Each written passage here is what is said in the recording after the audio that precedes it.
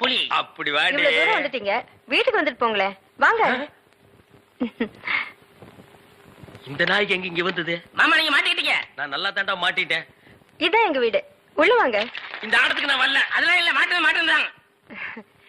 இவன் என் தம்பி அழகு. இவங்க பூ விக்கிறவங்களா? இல்ல, மீன் விக்கிறாங்க. நீங்க வாங்க. இது என் புருஷ செருப்பாட்டா இருக்கு.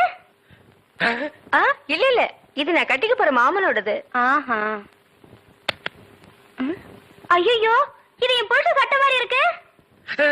இல்ல இல்ல, இதுவும் நான் கட்டிக்க போற மாமனோடது. வாங்க.